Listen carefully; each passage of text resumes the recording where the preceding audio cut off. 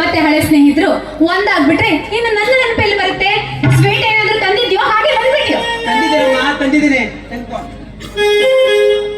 ಅಲ್ಲ ಕಣೆ, ನಾನ್ ಹೋಗುವಾಗ ಹೇಗೆ ಇದ್ದೆ, ಗುಂಡುಕ್ಕೆ ಡುಮ್ಡುಮಕ್ಕೆ, ಇನ್ನೂ ಹಾಗೆ ಇದೆಯಲ್ವೇ?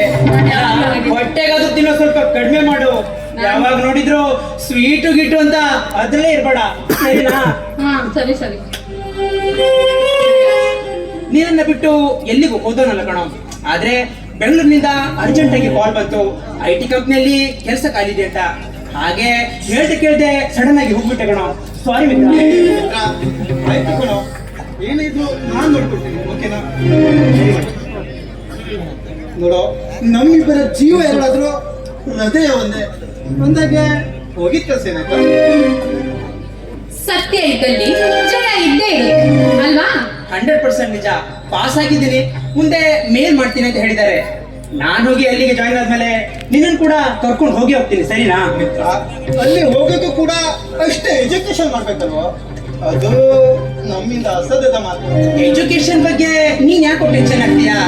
ನೀನು SSLC ಅಲ್ಲಿ ರಾಜ್ಯಕ್ಕೆ ಪ್ರಥಮ ರ್ಯಾಂಕ್ ಬಂದವರು. ಆದ್ರೆ ಯಾರಿಗಾಗಿ ಮಾಡಿದ ಸಾಲಕ್ಕೆ ನೀನ್ ಹೊಣೆಗಾರನಾಗಿದ್ಯಾ ಅಷ್ಟೇ. ನಿಜ, ನೀವು ಹೇಳ್ತಿರೋದನ್ನ ಸತ್ಯ. ಚಿಕ್ಕಂದಿನಿಂದಲೇ ಚಿಕ್ಕಪ್ಪನ ಸಾಲವನ್ನೆಲ್ಲ ಇವ್ರು ಹೆಗಲ ಮೇಲೆ ಹಾಕೊಂಡು ಬಂದ.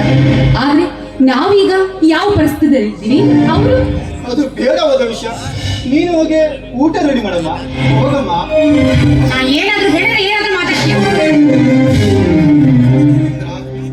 ಚಿಕ್ಕಪ್ಪಂದಿರ ವಿಷಯದ ಬಗ್ಗೆ ಮಾತನಾಡಿದ್ರೆ ಅವಳಿಗೆ ಊರಿಲ್ಲದ ಕೋಪ ಬರುತ್ತೆ.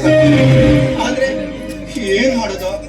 ತಂದೆ ತಾಯಿ ದೂರ ಆದ್ಮೇಲೆ ನಾವು ಇದ್ದೀವಿ ಅಥವಾ ಸತ್ತಿದೀವಿ ಅನ್ನೋದು ಇದುವರೆಗೂ ನೋಡೋದಕ್ಕೂ ಬಂದಿಲ್ಲ ಕಣ ಮಿತ್ರ.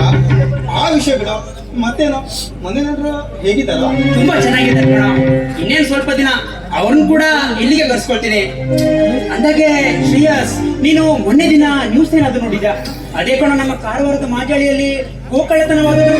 ಅದ್ರ ಬಗ್ಗೆ ಎಷ್ಟು ಹೇಳಿದ್ರು ಪ್ರಯೋಜನ ಇಲ್ಲ ಕಣ. ನಮ್ಮ ರಕ್ಷಣೆಗೆ ಇದ್ದವರು ಅವರಿಗೆ ಸಾಧ್ಯ ಆದ್ರೆ ಇಂಥ ಕೃತ್ಯಗಳು ನಡೆಯೋದು ಕಡಿಮೆನೇ ಆಗಲ್ಲ ಬಿಡು. ಏ ಮಿತ್ರ, ಬಂದು ತುಂಬಾ ಸಮಯ ಆಯ್ತು.